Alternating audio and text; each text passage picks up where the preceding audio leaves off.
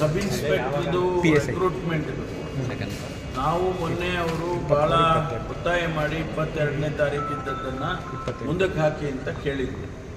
ನಾವು KE ಅವರ ಜೊತೆಯಲ್ಲಿ ಚರ್ಚೆ ಮಾಡಿ 28ಕ್ಕೆ ಅವರು ನಮಗೊಂದು ಸ್ಲಾಟ್ ಕೊಟ್ಟರು.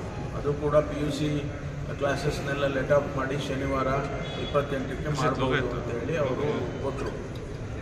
ನಂತರ ನಾವು ಮತ್ತೆ ತಿರುಗೇನಾರ ತೊಂದರೆ ಆದೀತು ಅಂತೇಳಿ UPSCಗೆ ವೆರಿಫೈ ಮಾಡಿದ್ವಿ. ಅಲ್ಲಿ ಅವತ್ತೇನೆ 28ಕ್ಕೆ ಮತ್ತೊಂದು ಇಂಗ್ಲೀಷ್ದು ಜನರಲ್ ಪೇಪರು ಇದೆ ಅವತ್ತು ಅಂತ ಹೇಳಿ, ಅದಕ್ಕೆ ನಾವು ಈಗ ಅದು ಬೇಡ ಹಾಗಾದರೆ 28ಕ್ಕೆ ಅಂತೇಳಿ 3ನೇ ತಾರೀಕಿಗೆ KE ಅವರು ಸ್ಲಾಟ್ ಕೊಟ್ಟಿದ್ದಾರೆ.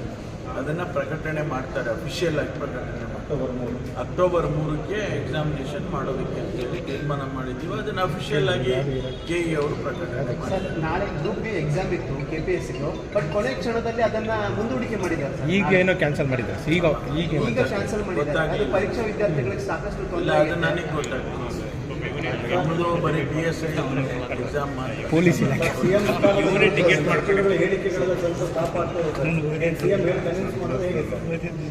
ಯಾವುದನ್ನ CM ಬದಲಾವಣೆ ವಿಚಾರ ಚರ್ಚೆ ಆಗ್ತಿತ್ತಲ್ಲ ಸರ್.